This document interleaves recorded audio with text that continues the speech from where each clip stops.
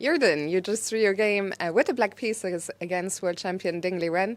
But before we talk about the game, you dressed up for the occasion. Yes, of course. Any game against a world champion is, a big moment. So I decided to, dress up for this game against Ding Liren. It's a really big game for me, and yeah. You played the part as well. You played this pawn sacrifice with e4. Did you feel it took him a bit by surprise? You got a very unconventional pawn structure out of it. Well, by the speed he was playing at, it looked like nothing took him by surprise the entire game. He basically finished with as much time that he started with.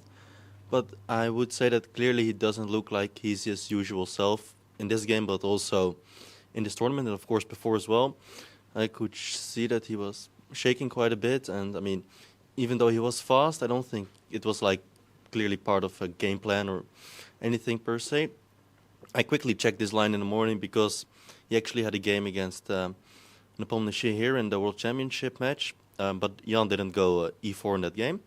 But I think e4 is quite interesting. You get kind of a Rossolimo structure with reverse colors, and black is down a pawn, but white really doesn't have any good breaks, and the bishop pair isn't active, and black just has a super solid formation. So maybe, if anything, like black is maybe even on the slightly more comfortable side, but I think essentially it's just around equal.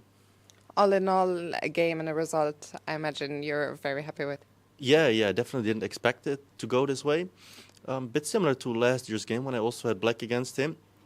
And then he wasn't the world champion yet, so it didn't dress up as nicely, but the game went pretty well as well. And I got some preparation and also made a comfortable draw, so it's a bit similar to that. It's been a while since we last talked. I think one of the early rounds of the tournament. How do you reflect on your event? If I'm not mistaken, you have 4 out of 11? I lost track myself. I haven't been looking at the points. I know I'm at -3, I think, so you can do the calculation, but I think yeah, 4 sounds right. Yeah? probably, yeah. No, I basically gave up on any hopes of performing well this tournament. Just want to at least finish on a reasonably well note. I have some interesting games coming up against Anish and, well, Nepomniachtchi as well, so at least that's something to look forward to, but otherwise it's been an event to forget. Last year you spoiled Nordic's tournament in the last round, not giving the victory to Anish, but he won the tournament after winning his own games.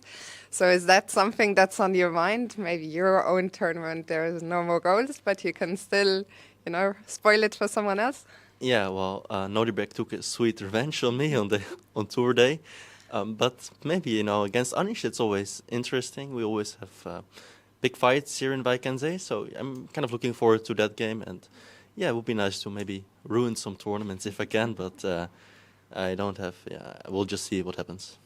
You mentioned Tata Steel Chess on tour. We went to The Hague. How did you enjoy, apart from the game, but the atmosphere of the venue? Yeah, the atmosphere was very nice, but I couldn't quite enjoy it too much. I think I was basically lost straight out of the opening, and then I went back home to Windy Wijk as soon as possible as well. But for the short while I was there, it was quite nice. The playing venue was very interesting because for the first time, playing tournaments, I didn't really have a sense of wanting to get up to see the other games, maybe due to the lighting or something. But when you're at the board, you don't see anything else, and this was very interesting. I never experienced something like that before, so the experience was nice, but of course I would have liked to, do a bit better. Of course. Jorden, thank you so much for sharing your thoughts. Congrats on a great result today, and good luck for the last 2. Thank you, Fiona.